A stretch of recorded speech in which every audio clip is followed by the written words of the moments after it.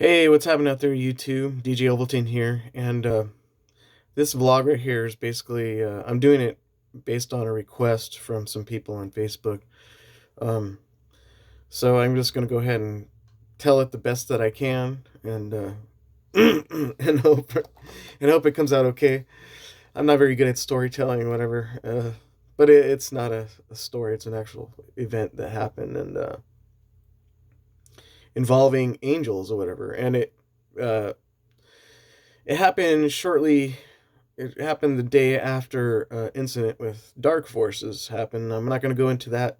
I don't feel it's important, but suffice it to say that there was an incident the prior day of Halloween, going into All Souls Day, while I was in Hawaii. And anyways, that was that. It was a weird thing that happened, and one of those negative, evil, mind blowing sort of supernatural things that can happen to you.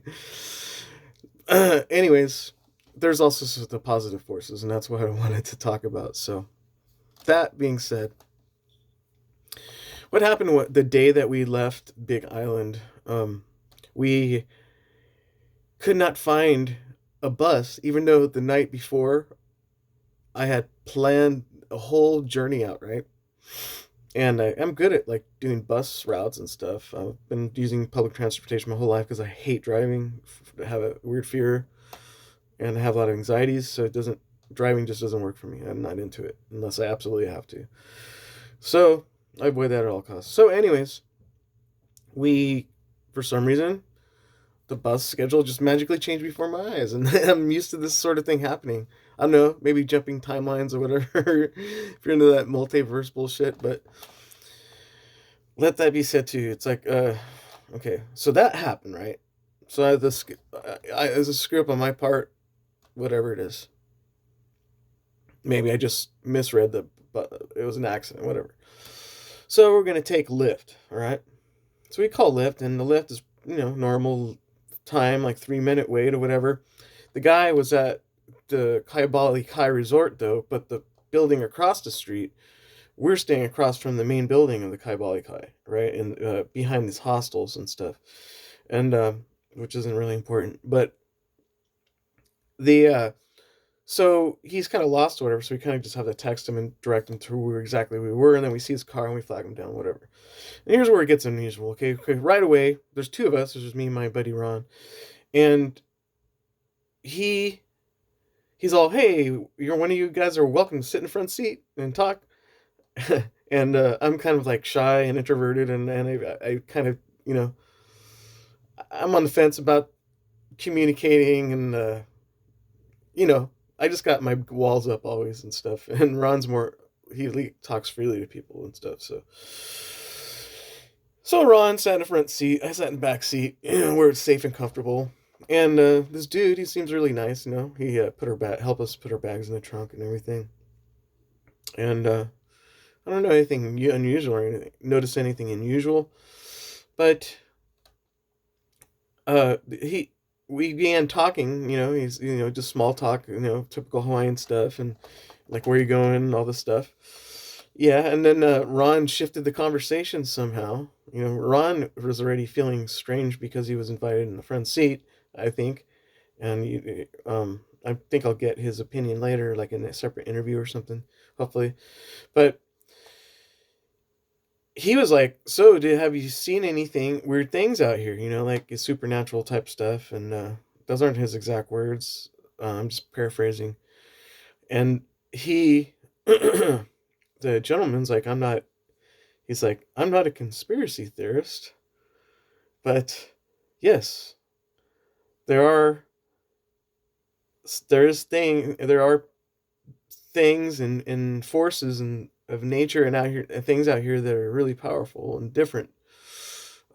There's evil, a lot of evil, a lot of darkness, lost souls, that sort of thing, grave sites, um, a lot of crazy pagan stuff, human sacrifice, whole nine yards. Lots of old time crazy stuff happen there." And it's a place that's Hawaii is a place in between the spiritual and the physical, definitely. Um, it's it's impossible to ignore once you're there. You know, this isn't about that, but so this dude in his front seat I start like paying more attention to him, because he's talking about some crazy stuff. He's telling us a story, and I'm noticing he's like Native American. I notice he has like Native American memorabilia, like or like stuff in his car. Not that he doesn't have like a dream catcher, but it's like a head, some sort of headdress type of thing, and with a hawk skull, and it's like wow, it's pretty intense. And he spoke he spoke through, like, he has false teeth, and you could tell by the way he was talking or whatever. Just pause that right there, right? So I'm one of those people who, when God intervenes in my life, his sense of humor is usually off the charts. And it's really hilarious when you think about it later on.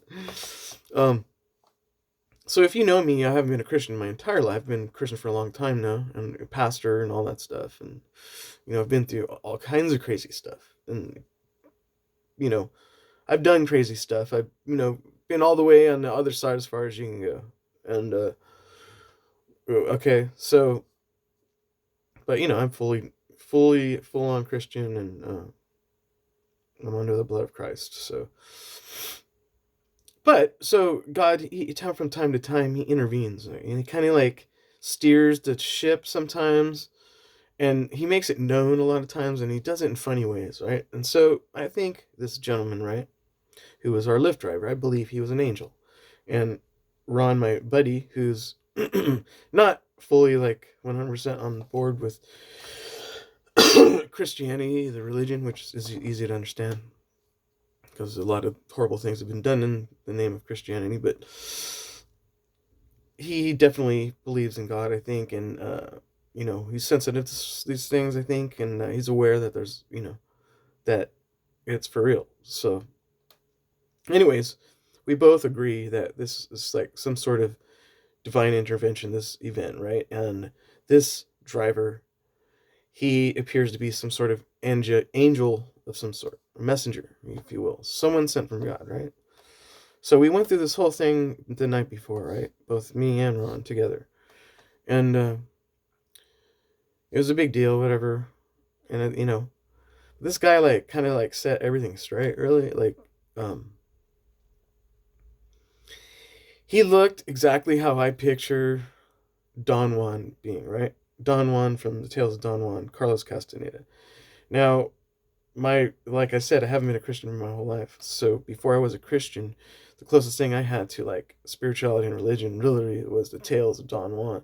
Like, I still live by many of the lessons in those books, especially when it comes to outdoor stuff, when it comes to healing and medicines and things like that. Like, it's something that's always been there.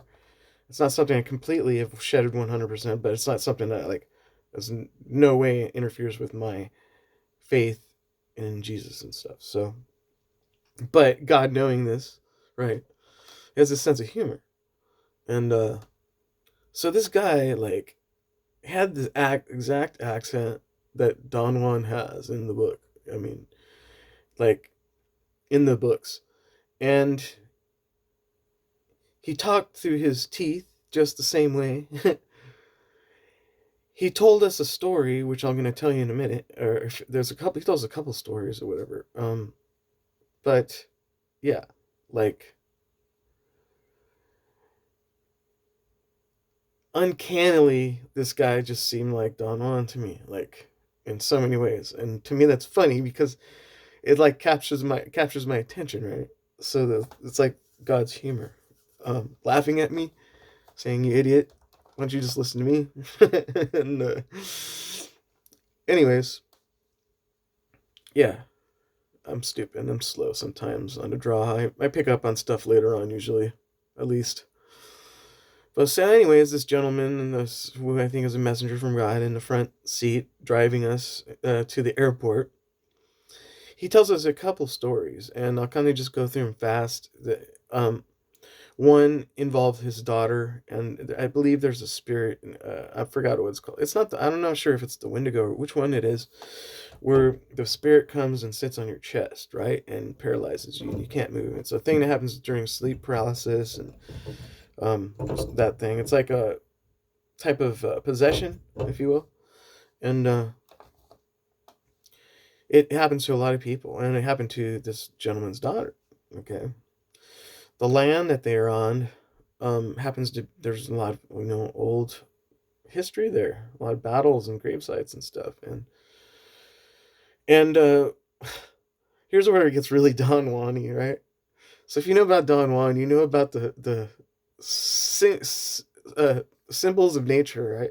Like things to look out for, like crows and owls and coyotes, and things that are in the desert. They all in Don Juan's world, they all mean something, right? And you know about the left side and the right side. Your left is the death, and your right is cool.